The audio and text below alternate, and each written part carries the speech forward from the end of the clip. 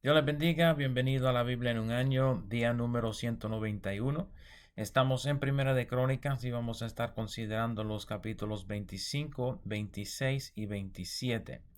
El capítulo 25 sigue la descripción de la distribución de los levitas para el ministerio del templo, tanto el templo de David como el tabernáculo de Moisés. En este capítulo vemos los turnos de los cantores para el tabernáculo de David, donde se expresaba alabanzas durante las 24 horas del día. Deben notar en el primer verso algunos nombres reconocidos. Primeramente, Asaf, a quien se dirigen 12 de los salmos. Asaf era coordinador de los cantores y compositor musical. Los salmos dirigidos a Asaf eran con la intención de que le preparara el arreglo musical. Segundo, deben notar a Jedutún, cuyo hijo Obededom fue mencionado en los previos capítulos como ministro del arca. Tercero, tendrían que ser bastante apercibidos para conocer el nombre de Emán. Emán es el autor del Salmo 88. Deben notar, al igual que Emán era vidente del rey, junto a Gad y Natán, quienes eran profetas también. Mientras que Jedutún era experto en el arpa, Emán parece haber sido experto en trompeta o en cuerno. Deben notar en el verso 3 un detalle importante en cuanto al papel de Jedutún entre los directores musicales. Jedutún era experto en el arpa, semejante a David, y el detalle ubicado en este verso nos expande el entendimiento tanto del ministerio de David a Saúl como del ministerio de la música en general. Se nos dice que Jedutún profetizaba con arpa. La palabra utilizada en este verso es nobo, cual es la misma palabra utilizada desde Números 11 para el acto de profetizar de los que estaban cerca de Moisés y los dos quienes estuvieron en el campamento. Es la misma palabra que se utiliza en Primera de Samuel para describir a los profetas con quienes se encontraría Saúl y luego para describir que Saúl profetizó junto a ellos. La palabra indica profetizar, pero desde un estado de éxtasis por influencia divina. Este entendimiento del ministerio de la música nos alumbra el entendimiento de Segunda de Reyes, capítulo 3, verso 15, en donde Eliseo manda a pedir un tañedor antes de traer palabra de Jehová al rey. Todo esto atesta a la importancia de la adoración y la música en el servicio a Jehová. El verso 5 incluye un detalle especial también. Emán tenía 14 hijos y 3 hijas.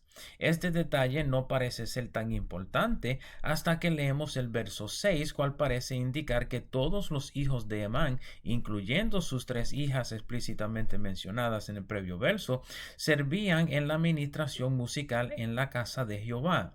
Lo probable es que estos ministros hubiesen sido parte de la ministración musical en el tabernáculo de David, cual era la tienda de habitación del arca del testimonio, y no en el templo propio. En ningún lado en el orden levítico vemos a mujeres sirviendo en el templo, aunque podían comer de la porción de los sacerdotes. Que las hijas de Emán ministraran en la música junto a su padre y hermanos era un testamento de la maravilla del tabernáculo de David y el motivo por el cual se hace referencia al tabernáculo de David siendo restaurado en Amós capítulo 9, verso 11. En total hubo 288 cantores y músicos y estos se dividieron en 24 suertes como para servir en la administración de música. Es probable que estos 24 turnos coincidieran con los 24 turnos de los sacerdotes mencionados en el previo capítulo. El capítulo termina con la lista de las 24 suertes.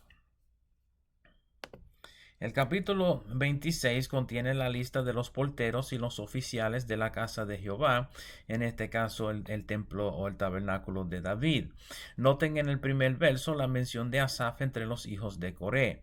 Acordarán de nuestra lectura en Números 16 que Coré mismo se levantó junto a 250 otros varones en contra del liderazgo de Moisés y Aarón, retando la autoridad divina otorgada a ellos.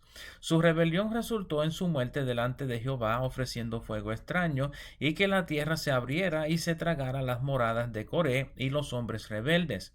Sin embargo, los hijos de Coré se apartaron de la morada de su padre, no deseando morir por su rebelión. Aparte de Asaf y Emán, los hijos de Coré son responsables por 10 salmos adicionales. El Salmo 88 es también de los hijos de Coré, entre los cuales el autor principal es Emán, como hemos notado arriba.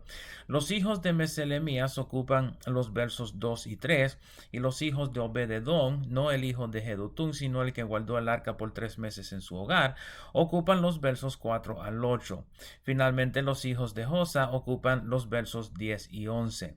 Todos estos hombres sirvieron como porteros de la casa de Jehová, eligiendo sus puestos por suertes. Los versos 14 al 19 describen las asignaciones de los porteros y sus turnos. Los versos 20 al 28 describen cuáles eran los oficiales sobre los asuntos de la casa de Jehová y de los tesoros del templo, actualmente el tabernáculo de Moisés. Deben notar en el verso 26 la mención de las cosas consagradas por David, y en el verso 28 la mención de las cosas consagradas por Samuel, Saúl, Abner y Joab. Todas estas cosas hubieran sido botín de las campañas militares de Israel. Deben notar que todos en la lista fueron guerreros con la excepción de Samuel, pero este estuvo presente luego de la toma de Amalek y dedicó del botín a Jehová. De estos tesoros es que se tomaron las armas para el guarda del templo durante la coronación de Joás.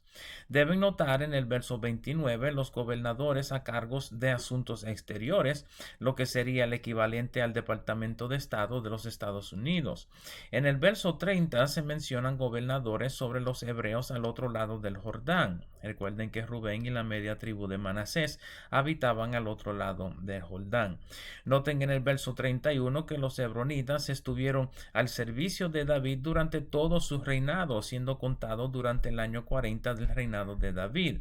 Recuerden que los hebronitas fueron los primeros en reconocer a David como su rey luego de la muerte de Saúl, y David reinó en Hebrón por 7 años antes de la toma de Jerusalén de manos de los jebusitas. El capítulo 27, mejor dicho, sigue una lista de oficiales en el reino de David.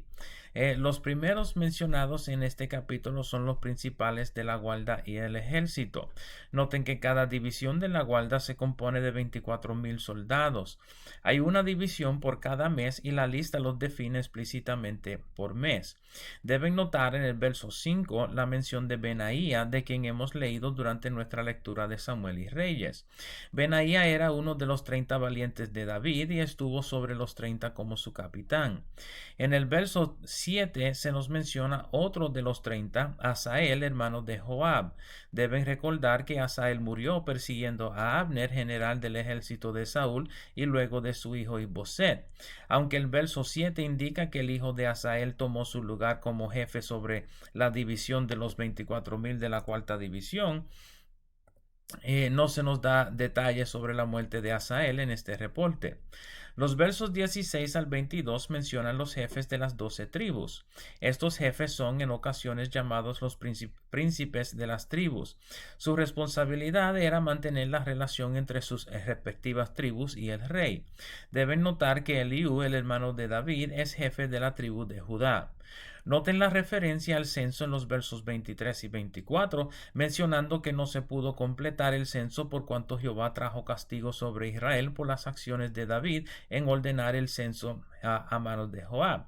Los versos 25 al 34 describen los otros puestos oficiales en el gobierno de David.